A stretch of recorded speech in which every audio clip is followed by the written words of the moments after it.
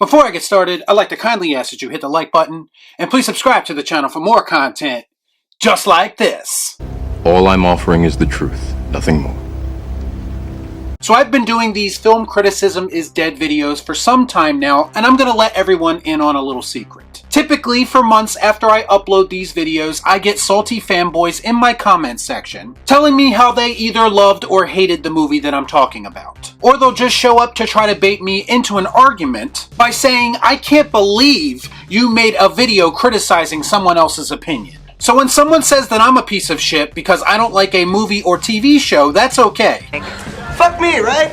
But if I make a video pointing out hypocrisies and inconsistencies in paid critic reviews or media articles, suddenly all the white knights show up to defend their honor. I'm sorry, I didn't know some of you were close friends with the critics on Rotten Tomatoes. People are so quick to defend someone who will tell them exactly what they want to hear, but when a guy like me speaks his mind, I'm just being too negative. Here's a question: why does no one ever complain about the critics or YouTubers who just seem to praise everything? I want to ask you a bunch of questions, and I want to have them answered immediately. Here's the reality of the situation, folks. I just want better movie and TV shows than what we are getting right now. The purpose of a video like this is to expose the phony and manufactured reactions to certain movies, and how those reactions are designed to push audiences either towards or away from said movies. Reviews and news articles in the modern era are not there to give you honest opinions. They are there to build a narrative. Surely you can't be serious. I am serious, and don't call me Shirley. That's not to say that you or I can't enjoy or dislike a movie as we see fit, but you can always tell the difference between legitimate opinions and shill tactics every single time. Now I'm going to get into the Rotten Tomatoes reviews in just a moment, but before I do that, I'm going to take a look at this headline in an article for Variety. The title reads, "What spell did Marvel cast on the MPA for Doctor Strange 2 to receive a PG-13 rating?" Now a normie might read that headline and see nothing wrong, and maybe even be compelled to now go watch that movie. I'm going to be very clear when I say this. There is absolutely nothing in this movie that is deserving of an R rating. Not the dialogue, not the visuals, not the effects, not the story. But an article like this is designed to make people think that Marvel Studios and Disney are pushing the envelope with this one like they've never done before, and delivering a unique experience by their standards. Basically saying you don't want to miss this one because it's horror like you've never seen before in a superhero movie. That makes sense.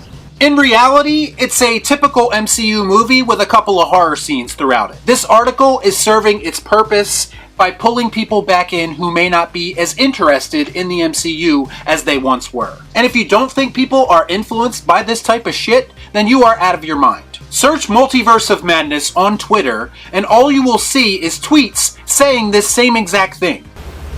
No shit. Saying how gruesome or brutal or scary this movie is. Everyone falling in line and talking like they were programmed to, just like they are supposed to. So now we move on to the garbage tier website that is Rotten Tomatoes. And as I was reading some of these reviews, I came to a realization. A lot of these certified fresh reviews have very lukewarm sounding reactions. Almost as if they are afraid to give their honest opinion for fear that they might not be invited to the next Disney premiere. Now what the fuck are we supposed to do?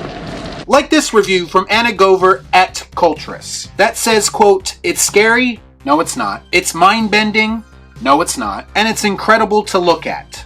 I've seen better. Even with the lackluster storytelling, I already have a genuine need to see this again due to just how immersive and compelling the visuals are." Translation: the story is shit, but it sure is nice to look at. When exactly did the movie experience become all about the visuals? I was always under the impression that story was the most important thing. But who am I? I'm just a guy on YouTube, I guess. You snotty little bastard. Next we have Chris Knight from the National Post, who says, quote, "Doctor Strange opens and closes on some crashingly powerful notes, and in the intervening 2 hours delivers a fast-paced, universe-hopping, nicely self-contained tale." A what? Who are we trying to fool here? The MCU hasn't had a self-contained story probably since the Phase 1 movies. And even that is debatable. Everything they do is setting up something else, so it's pretty much a never-ending cycle of mediocrity. Oh, and as for the universe hopping, let's just say for a movie called Multiverse of Madness, I was expecting a little bit more from the multiverse concept. But at least we have Wanda's inconsistent character arc to appease the Twitter crowd. So powerful, am I right?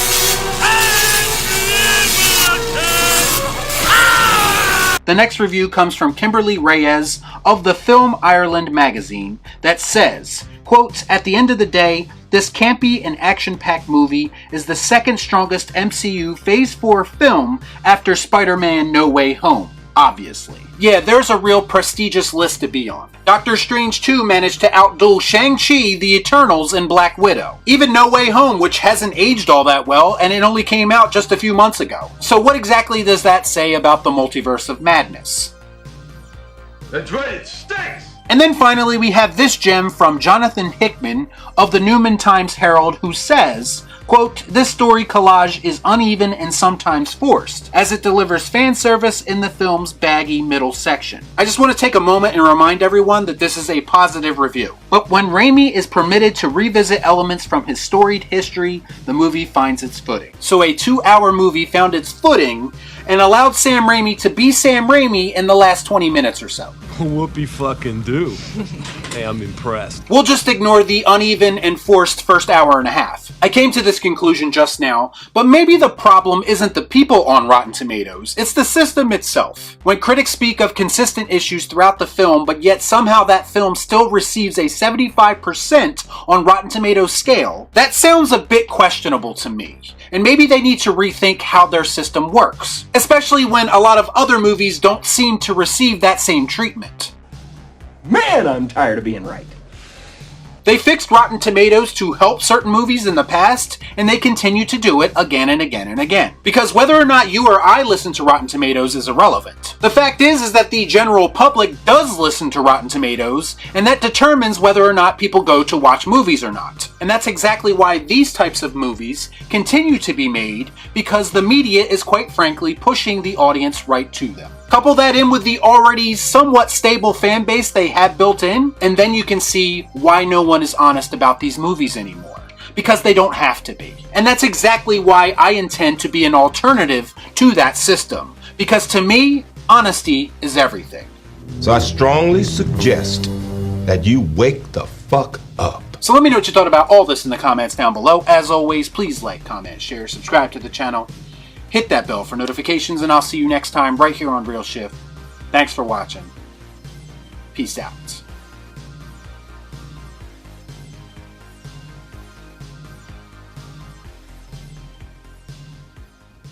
Y'all be cool. Right on.